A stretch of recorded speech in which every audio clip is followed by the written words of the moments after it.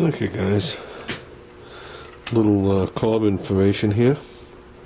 Figure I'll show you guys a little bit as the days go on here and there. Something that not too many people know, but some of the old timers know. Okay, this one, they come in different size holes. Some of them are a lot smaller than that. Okay, like half the size. But a lot of the older carburetors have this X machined into it and have this hole in the center. I have a better example at work than I have right here because it has the original small size hole in it. Does anybody know what that hole's for? Because every base gasket you ever had has a hole in the back side of it. Okay, and when you look up inside the carburetor, there's nothing there. It doesn't obviously go anywhere. Okay, that hole originated. Okay, like I said, it's smaller than this, the original one. This hole and this crossover X that's machined in there originated. That was your original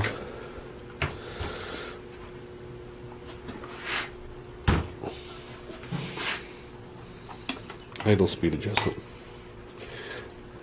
On these original carburetors, you went down here with a very thin bladed screwdriver and you actually moved like a needle into a seat, like you would do for setting your mixture on like a lawnmower carburetor, and it was an air passage that was drilled into a diagonal.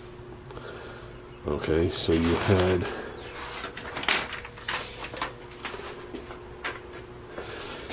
I'm going to draw it sideways. Okay, there was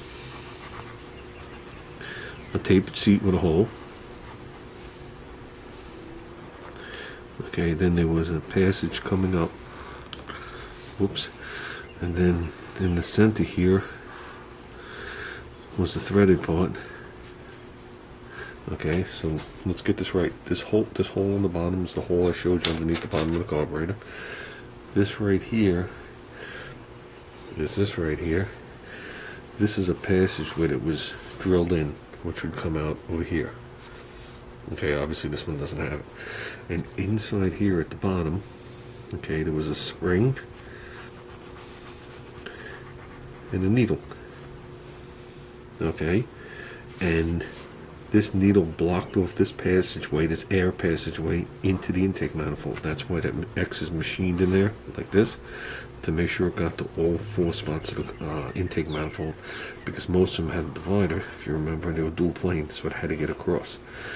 Okay, and basically, if you loosen the screw and raised it up, it allowed more air in there, just like as if you tightened up the screw here, and it raised your idle. And then you would go on the side of the carburetor and use the mixture screws to adjust your mixture. It wasn't adjustable through here. So for you to adjust the idle, you had to take off the air cleaner, take the stud out, go down through here with a tiny little screwdriver, right, and you would move that screw, and it would open and close this and let more air in or less air in for the air bypass into the cylinders. Right, so if you let more air in, then you gotta let more fuel in. Okay, and then you could adjust it the other way. So real weird way of doing it, but that's the way they initially did it. So just figure I'll let you guys know that. So next time you have one of these carburetors in your hand, and you flip it upside down, and you're wondering why that's machined like that, and a lot of them you'll notice has a smaller hole, more like that bolt hole, than this one. So I just figured I'd let you guys know that. Just a little bit of information. We're going to give you a little bit at a time, let you absorb it slowly, and then you too will be an expert in rebuilding, tuning your Holley carburetor. How's that?